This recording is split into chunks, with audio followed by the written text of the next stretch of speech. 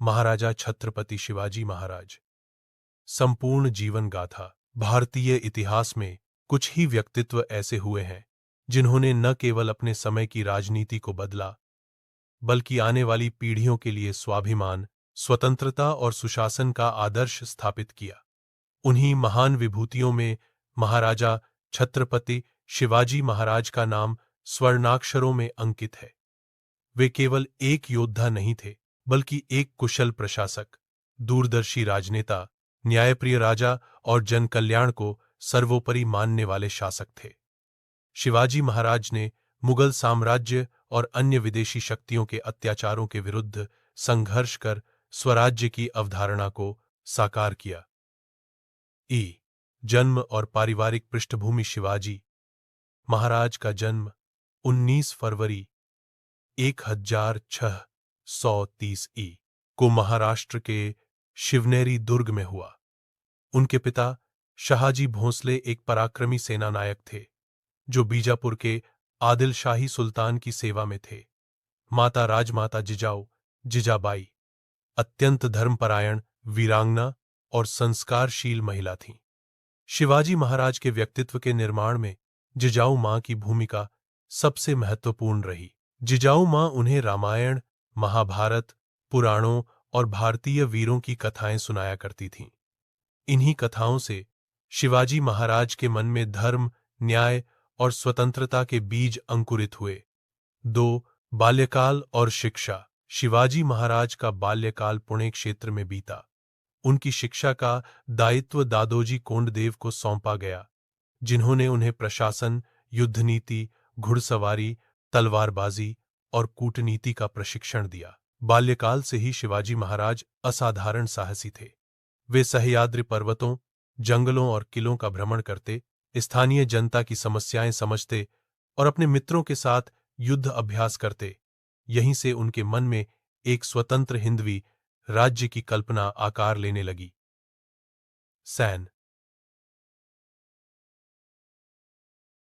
स्वराज्य की प्रेरणा। उस समय भारत पर मुगल, आदिलशाही और कुतुबशाही जैसी विदेशी शक्तियों का प्रभुत्व था। आम जनता अत्याचार, करों और धार्मिक उत्पीड़न से त्रस्त थी। शिवाजी महाराज ने अनुभव किया कि जब तक जनता का अपना राज्य नहीं होगा, तब तक न्याय संभव नहीं। उन्होंने हिंदवी स्वराज्य की स्थापना का संकल्प लिया। ऐसा राज्य जो जनता का हो, न्यायपूर्ण हो और विदेशी शासन से मुक्त हो। 4. प्रारंभिक विजय अभियान। शिवाजी महाराज ने बहुत कम आयु में ही सैन्य गतिविधियां प्रारंभ कर दी। तोरणा दुर्ग की विजय 1645। लगभग 15 वर्ष की आयु में उन्होंने तोरणा दुर्ग पर अधिकार किया। यही उनकी पहली बड़ी सफलता थी। इसके बाद राजगढ़, कोंढणा सिंहगढ़ और अन्य किले स्वराज्य में सम्मिलित हुए। उन्होंने गनिमी कावा नामक युद्धनीति अपनाई, जिसमें तेज आक्रमण, आश्चर्य और पहाड़ी भूभाग का कुशल उपयोग किया जाता था। 5. अफजल खान वध। आदिलशाही सुल्तान ने शिवाजी महाराज को समाप्त करने के लिए अपने शक्तिशाली सेनापति अफजल खान को भेजा। अफजल खान ने धोखे से शिवाजी महाराज को मारने की योजना बनाई। प्रतापगढ़ की ऐतिहासिक घटना 1659 भेंट के समय अफजल खान ने शिवाजी महाराज पर प्रहार किया, लेकिन शिवाजी महाराज पहले से सतर्क थे। उन्होंने वाघनक से अफजल खान का अंत कर दिया। इसके बाद मराठा सेना ने आदिलशाही सेना को पराजित किया। यह विजय स्वराज्य के इतिहास में मील का पत्थर बनी। शाइस्ता खान पर आक्रमण। मुगल सम्राट औरंगजेब ने शिवाजी महाराज को रोकने के लिए अपने मामा शाइस्ता खान को भेजा। शाइस्ता खान पुणे में लाल महल में ठहरा। पुणे पर रात्रि आक्रमण 1663।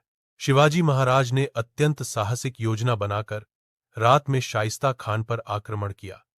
शाइस्ता खान की उंगलियां कट गईं और वह अपमानित होकर भाग गया। इस घटना से शिवाजी महाराज की वीरता की ख्याति पूरे भारत में फैल गई। 7. सूरत की लूट।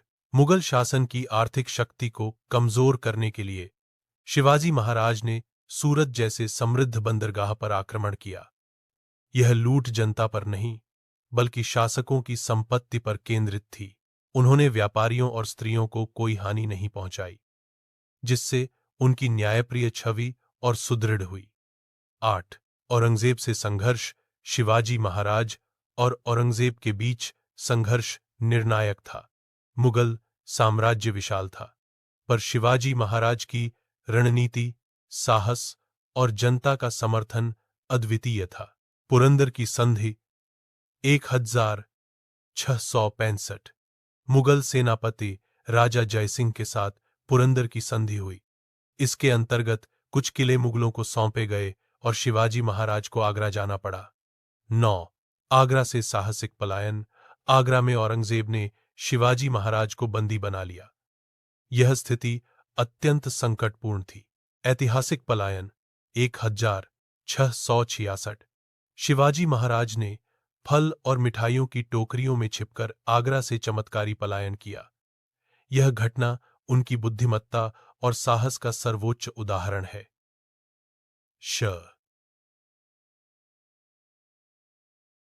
पुनः स्वराज्य का विस्तार। आगरा से लौटने के बाद शिवाजी महाराज ने पुनः शक्ति संचय किया और अपने खोए हुए किलों को वापस जीत लिया। मराठा साम्राज्य का विस्तार महाराष्ट्र, कर्नाटक और तटीय क्षेत्रों तक हुआ। 11 राज्याभिषेक 6 जून 1674 को रायगढ़ में शिवाजी महाराज का भव्य राज्याभिषेक हुआ। वे छत्रपति बने। यह केवल एक राजा का राज्याभिषेक नहीं था, बल्कि हिंदवी स्वराज्य की औपचारिक स्थापना थी। 12 प्रशासन और शासन व्यवस्था। शिवाजी महाराज का शासन अत्यंत सुव्यवस्थित था। अष्टप्रधान मंडल, उनकी मंत्रिपरिषद को अष्टप्रधान कहा जाता था, जिसमें प्रधानमंत्री, सेनापति, वित्त मंत्री आदि होते थे।